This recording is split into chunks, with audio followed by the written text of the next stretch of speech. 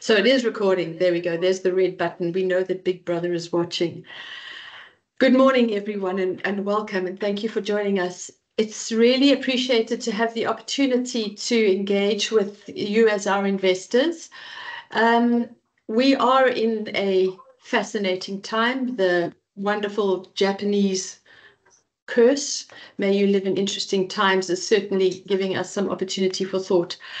I'm really not going to talk too long. The main reason for that being because I'm worried that in the time that I'm talking, the whole market changes and then our whole presentation becomes irrelevant. So there's always that possibility.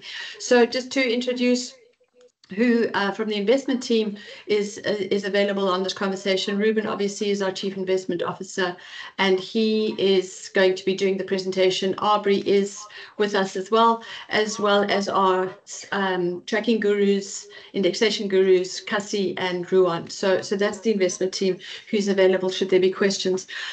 I just wanted to make the comment that there is a lot of data in this presentation, a tremendous amount of data, and we moved through it quite quickly, obviously because Ruben is quite comfortable with it and it's something that we've processed and digested. But our purpose is to give you as comprehensive a view as possible. Because there's so much information, this really is going very well. Because there's so much information, you may want to drill down a little deeper. We're going to try and keep this presentation to 30, maybe 35 minutes. And so if you have time available, we are available at the end of the presentation to go into whichever level you would like to, on whichever topic you would like to. So please make notes. You're welcome to put some questions into the chat and we'll get to those. But without any further ado and making Aubrey any more yippy than I already do, I'm going to hand over to Ruben. Ruben, if you can take it from here.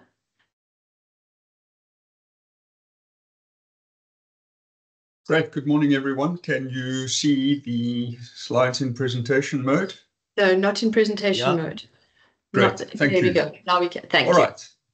Thanks for your time. What we hope to address this morning is a market update. And then just a few slides on the major change in the world over the past few months. President Trump, will he be good for the global economy? And then getting specifically back to our performance and a conclusion. So looking at the market update, the purpose here really is to just look at South African markets over the course of the recent past. The top chart, there are two charts here.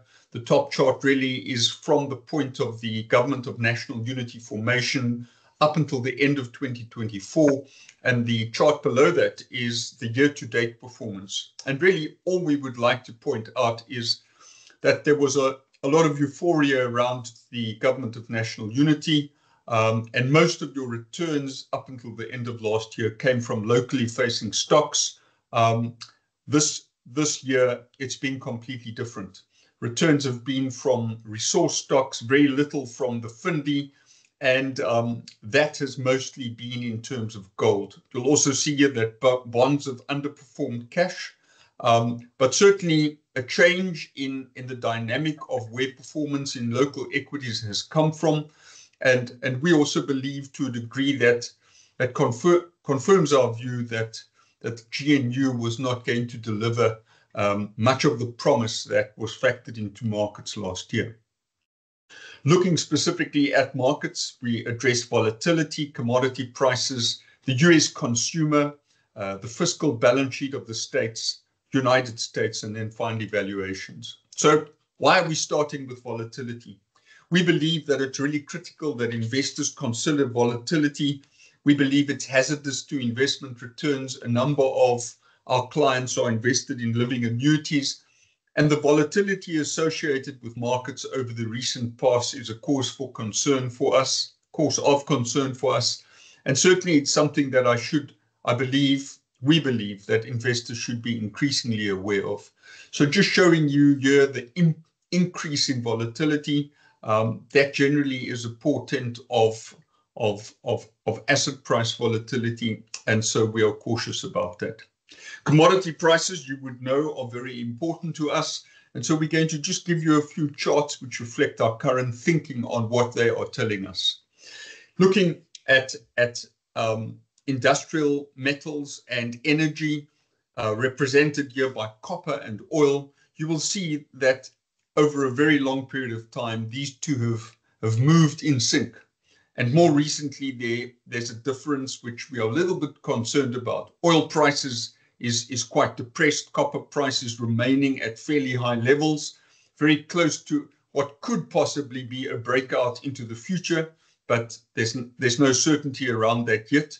And the question that we have is the Trump administration deliberately keeping the price of oil low? Obviously, it has an impact on US inflation, but certainly something we are watching very carefully. Copper prices, you would also know, have a very tight relationship in terms of the JSE All Share expressed in US dollars, and that relationship remains. Once again, we've had this long period of almost sideways movement from the JSE All Share in dollars and the copper price reflecting a very similar chart. So the one thing we would like to emphasize is that when we plot the All Share in US dollars and we plot that against copper divided by gold, we have these 4-year cycles which have repeated over time, and we are at this point at what appears to be the bottom of a cycle. So certainly we are cautious about commodity prices picking up, and very interestingly, despite the fact that the oil price is being depressed at the moment, the oil price relative to the gold price gives one a very, very similar picture. So both copper against gold and oil against gold are telling you that industrial and energy commodities are depressed relative to precious metal commodities, in this case, particularly gold. Looking at the Australian market versus the South African market, you would recall that we look very carefully at commodity producing countries like Australia and Canada. But what we've done here is we've taken the JSE All Share, expressed that in dollars, and then also taken the Australian All Ordinaries and expressed that in dollars. And you can see how these prices mimic each other incredibly accurately. Both here have been moving sideways for an extended period of time. And the question is, how is that going to resolve? Certainly, we are looking at this very closely. And as you know, we monitor commodity prices very closely. That would obviously relate to the strength of the largest economy in the world. You would know that that's the United States. And when it comes to assessing the United States economy, the US consumer is critical. Ruan wrote a very interesting piece around 6 months ago. The US consumer is 65% of US GDP. And so over the course of the next few slides, we're just going to have a look at employment, the consumer's balance sheet, and then in particular housing. US employment remains generally in a good space, but there is a pickup in initial claims for unemployment benefits. Once again, this is a graph which makes us a little bit cautious. It generally portends weakness in unemployment, but we are not 100% sure how that's going to resolve. The fact of the matter is we can't ignore this pickup in claims for unemployment benefits. Looking at US consumer debt, obviously when it comes to consumer debt globally, you generally have debt in respect of car payments, you have debt in respect of credit cards, you have debt in respect of housing. How do those look? So when it comes to the US consumer, certainly there's an indication here that they're falling behind on their car payments. Certainly not a good sign, and one can see that this is a very long-term trend, and for the first time in a long time, delinquencies in car payments are not looking good. That is also supported by the fact that US credit card delinquencies are ticking higher. Once again, this is a very long-term chart, and one can see elevated levels here in terms of US credit card delinquencies. Bankruptcies in Q1 2025 likewise reflect a degree of caution, the highest level there that we've had for some time. Moving on to home prices, and if you don't mind, I'm just going to spend a few moments on this particular slide. We think it's a very, very important one. This green line here, the one at the bottom for the most of this chart, is the National Home Price Case-Shiller Index. The dark blue line is the 30-year mortgage, but please note very carefully, this axis here is inverted. So low mortgage rates at the top, high mortgage rates at the bottom. But what we would like to show is that there's definitely a correlation here between house prices as mortgage rates decline. So the lower mortgage rates, the more affordable houses, I think that makes sense. And one can see that as mortgage rates have remained at affordable levels for the bulk of this chart, you will see that house prices have over the course of time risen. What does concern us is that mortgage rates are no longer at very low levels. In fact, they've become quite elevated. So in terms of the chart, they've moved from about 2.5% to around 7%. And one can also see that as mortgage rates have become more elevated, as they have risen, the increase in house prices has reduced. So house prices in some areas in the States, particularly in the southeastern parts of the States, Texas, Florida, are actually negative.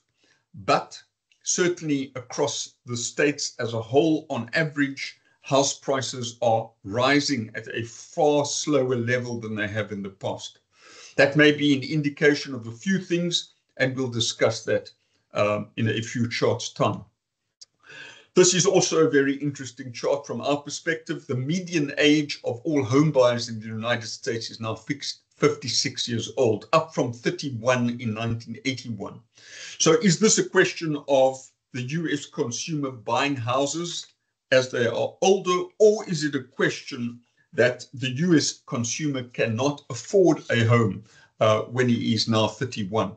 We think there's a little bit of both in this chart, but certainly monthly repayments on mortgages have become quite elevated, and that tells us that there's a degree of stress in the consumer's balance sheet.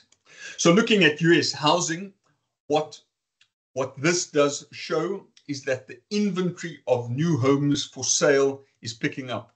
So the question is the inventory picking up because US consumers cannot sell the homes at the prices they want, or are there a degree of forced sales in this inventory? Certainly, inventory is something that we are watching very, very closely. And you can see that the last time that we were at these elevated levels was just before the great financial crisis in 2007 and 2008. The one thing that may be driving this is the fact that there are an increasing number of new homes which are being sold at higher mortgage rates.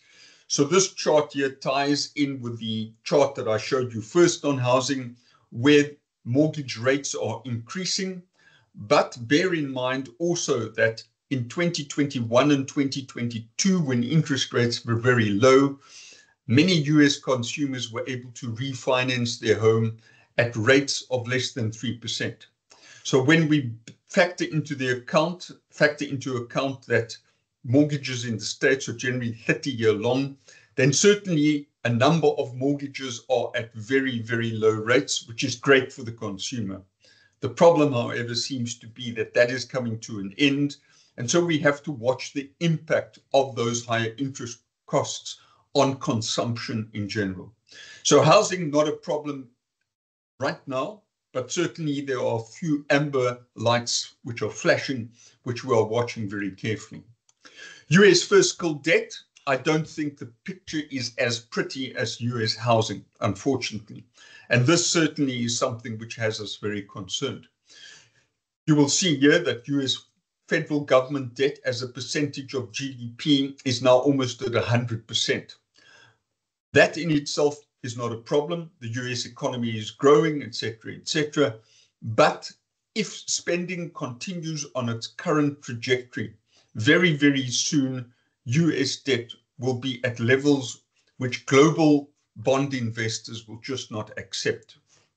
Coupled with the fact that federal government debt as a percentage of GDP is now elevated, is the fact that interest rates are now higher.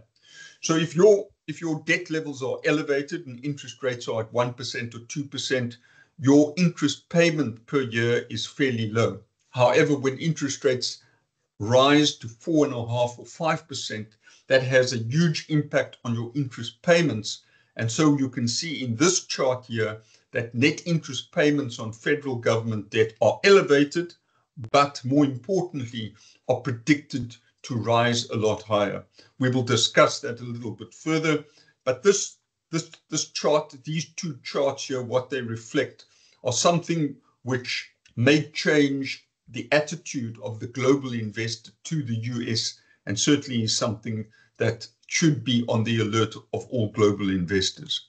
So just to show you that picture, as a percentage of GDP, the US deficit at levels which are quite excessive. And the only time that we've been at these levels in the past have been when the US economy is in a recession. And obviously in a recession, the state comes out, adds fiscal largesse in order to get the economy growing again. So there's very little space, very little that they can add at current levels of their balance sheet. With regard to President Trump, is he good for the economy? We'd like to just discuss that. We think that he's had a major impact on the world, and it's something that we are acutely aware of. So, should a trade war develop over time, what would the impact be on the US? What would the impact be on the globe? So let's look at two axes here. The one is inflation, the vertical, the horizontal is GDP. So at this point in year, GDP is strong. At this point here, GDP is weak. At this point here, inflation is close to zero. At this point, inflation is too high. So should GDP be strong and inflation be strong, that may end up being very good for asset prices. The S&P is likely to be in a good space. Interest rates, however, will remain elevated and could in fact rise. Should GDP be strong, plus 2%, the S&P will be at good levels. However, if inflation is low, there may even be an opportunity to lower rates. This quadrant over here and this quadrant over here, however, are not where we want to be. Should GDP decline or even grow at very low levels, that would not be good for asset prices. Interest rates may come down, but we don't think that lower rates are going to support the market sufficiently in this scenario. The scenario over here is the one that we are most concerned about, and very interestingly, Jamie Dimon, the CEO of JP Morgan, came out yesterday to say this is the scenario that has him most concerned too. Should a tariff war result in stagflation, in other words, high inflation and low GDP growth, then certainly we could have higher rates and we could have lower asset prices. So these are the various scenarios, and certainly a number of people are putting the prospect of recession in the United States at quite high levels. Some say as high as 40%. We're not really putting a number on it. We're just saying that there is a possibility that this scenario plays out, and hence we are very cautious about the impact on asset prices, and that's obviously affecting our asset allocation decision. So what are the data reflecting right now? Hard data in the blue line, those are the actual economic releases that are released generally with some lag. And then we look at the soft data, in other words, consumer manufacturing surveys, which give us an indication of sentiment and how that hard data is likely to evolve into the future. It comes, though, with a health warning. There have been times where the soft data has turned negative and the hard data has remained positive. So we don't know exactly how this is going to play out. But what we do know is that the soft data, the sentiment data, does not look good right now. And so if this does translate into the hard data, it could be particularly negative for the US economy. Backing that up, we look at profit forecasts made by large corporates, and certainly management are more concerned about their profits into the future than they have been in the past. As an example of this, you may recall that Walmart came out recently. Their profits were roughly in line with the expectations, but concerningly, they weren't prepared to give guidance for the next quarter. So certainly that is something that has us cautious and something that we are watching very closely. The very similar impact playing out in terms of CapEx. Now remember, CapEx is almost an indication of the confidence that management have of future economic growth. Cutting back on CapEx indicates, number one, that growth may be lower than anticipated. And also when CapEx is spent, it drives economic growth. So CapEx spending results in new building results in new jobs results in consumption. So these are very important charts, but they are based at this point on sentiment. The one chart that looks phenomenal and certainly is one which I think Trump will take kudos for is that inflation is finally getting to the levels where it's sort of acceptable. You will recall around 3 years ago, we said that this process was going to take a lot longer than the markets anticipated. And that has indeed been the case. You can see here that core goods inflation is very, and it's only really services inflation, which is still showing a degree of strength, but not currently sufficient strength to be concerned. The impact of that, however, is that while the futures markets priced in a number of rate cuts from the Fed, the strength in the economy, the risk around tariffs has resulted in those rate cuts being priced out of the market. So at this point in time, very few rate cuts priced into US interest rates market. That obviously has an implication for South Africa because generally our central bank, and this is not a hard and fast rule, but generally our central bank tends to follow what the US does. So right, if I may just summarize our thinking on Trump at the moment, Trump certainly has changed the world. And there are some changes which I don't think the world is giving him enough credit for. He's got involved in Ukraine and Russia. Not only has he got involved from a détente perspective, but he has also reduced the liability that the US could face in Ukraine. In fact, he's got Ukraine to reimburse him for potential spend that the US makes in Ukraine. We think that is good for the US fiscal deficit. In terms of the EU, he's got the EU to spend money on defense. He's got the EU to enhance its fiscal spending and boost the European Union economy generally. He's done similar things to the UK, proposed a tariff deal there. We don't know the detail. But certainly we see in the medium to longer term, those actions as being good for the US and its fiscal deficit. He's also reduced spending in terms of US aid, the Paris Climate Accord, contributions to the World Health Organization and NATO. Once again, all of those are good for the long-term US fiscal position. In the Middle East, he's enhanced collaboration. He's even got investments from the Middle East. So we can't deny the fact that these are actions which we believe will be positive for the US in the long term. He's got this medium-term focus on US manufacturing, and certainly should that work, once again, that will also be positive for the US in the long term. What we are concerned about is how he goes about this and whether markets will in fact accept his thesis, will accept his principles, or whether they will become anxious of the impact on countries other than the US, and then asset prices may come under pressure. So once again, good principles, but we believe that execution of these principles is going to be critical. Looking very briefly at the South African economy, and we'll start off with vehicle sales. As you know, we look at vehicle sales very, very closely.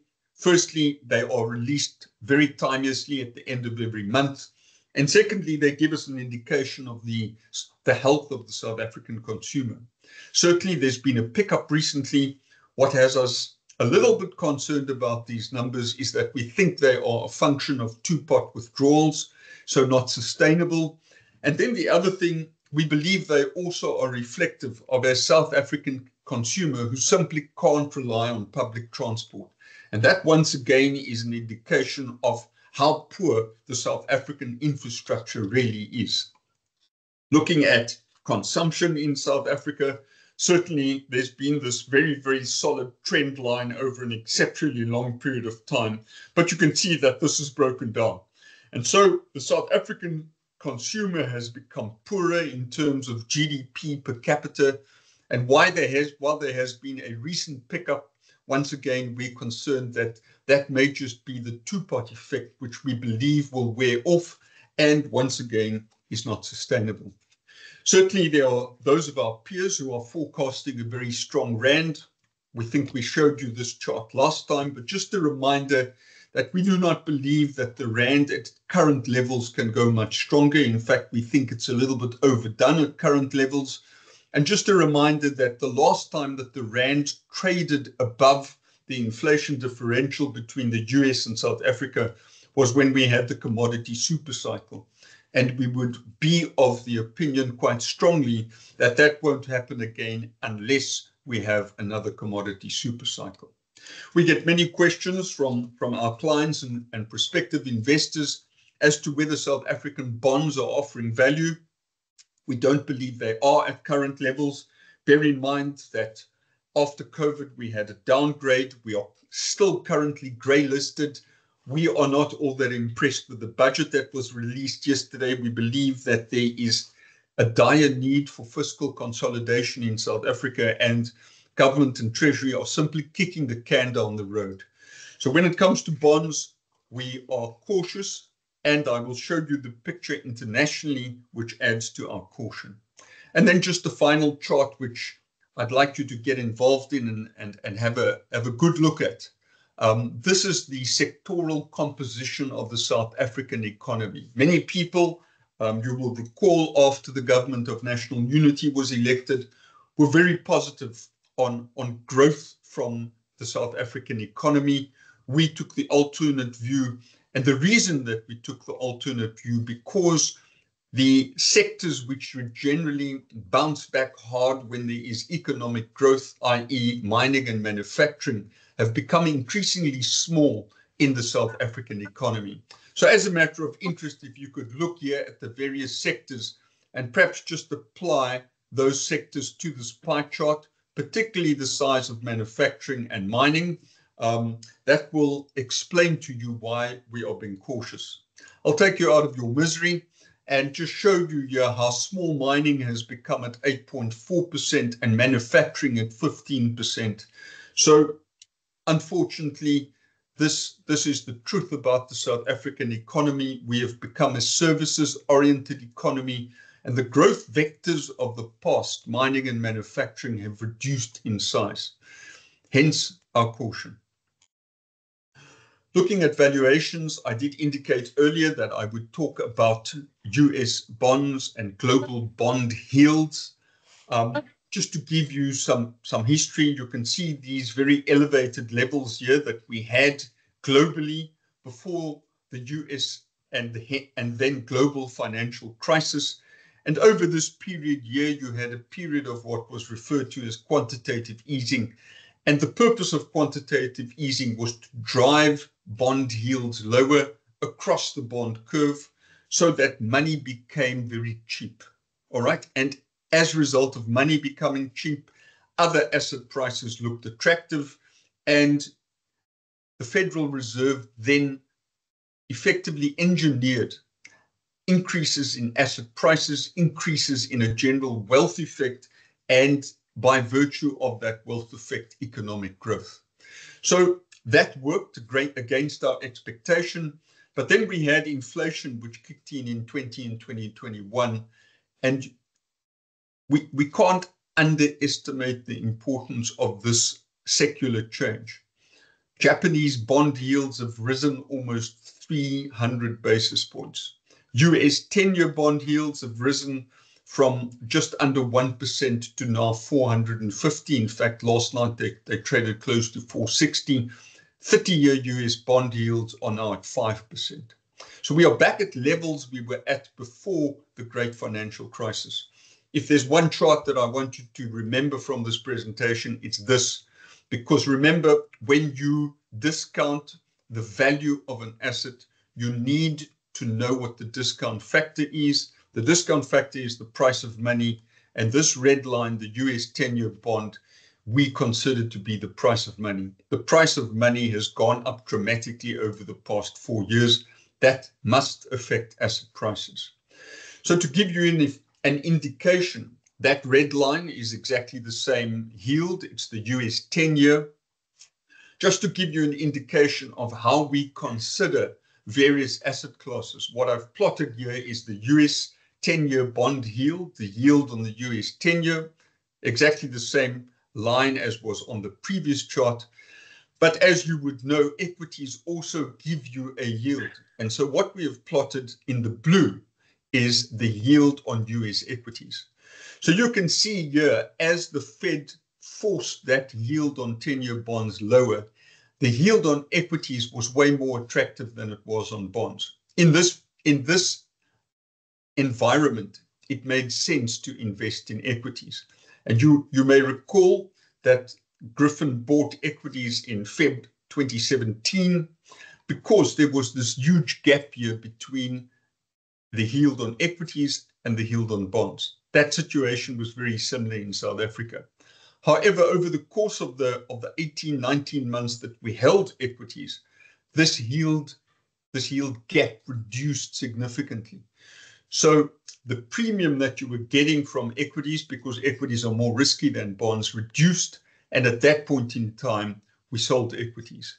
The situation at the moment is even more tenuous because by virtue of that rise in bonds, bonds are now yielding more than equities. Bear in mind, it's our thesis that equities should trade at a premium in terms of yield to bonds because they are more risky. So what could change this? Good earnings growth from equities could change this, or if bond yields go down, that could also change this. We are therefore watching growth in earnings. We are watching US earnings growth in blue and local earnings growth in lime. Effectively, what we're saying for asset prices at current levels, that is not sufficient to give one a better picture of equities relative to bonds. So just something in terms of valuation that we believe investors should consider. Looking at our performance now, you'll see here the Griffin Prudential Fund reflected relative to its benchmark. We've generally underperformed that as we've been in a period of risk-off, slight underperformance. However, when the opportunity comes to get back into equities, we are quite confident that we will achieve that benchmark. Looking at the long-term performance of the funds, one can see that relative to the multi-asset high equity space, we've done very well. And while we always say this, we believe it's a critical point. We've done that without subjecting our investors to the drawdowns that our peers have. Looking at the various asset classes, you'll see that equities have run very hard recently. That has occurred in the past. We've maintained our focus on NAV because of the cautious view that we have on asset prices. And I think that caution is reflected in this chart over here, where over the very recent past, you can see our performance picking up. But once again, we haven't exposed our investors to the drawdowns that other products have had in the market. This is also evident when you look at the product's performance relative to the underlying assets. So in other words, equities here in red have been the most volatile, as they always are. But the drawdown in January, the drawdown in March, we have avoided by virtue of our cautious positioning. And so really, this chart just gives one an indication of the downside protection we've provided. After Liberation Day, various asset classes took a serious knock over the 3 or 4 days subsequent to that announcement, just giving you an indication how our multi-asset funds preserved value over what was an incredibly volatile period. So in conclusion, briefly, our SOL indicator is such that we remain out of equities, we remain risk off. Our focus is on capital preservation. We're looking at value in terms of local cash and international cash. And should bonds offer value, we would consider that. We don't believe they currently are.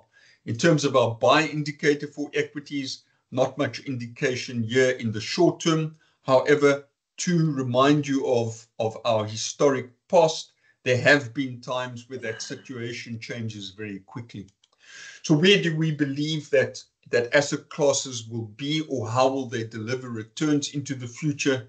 It's obviously impossible to predict the future, but we do believe that when it comes to the various asset classes, these are the most likely returns that investors could experience. South African equities may deliver another 10%. They are currently at very elevated levels.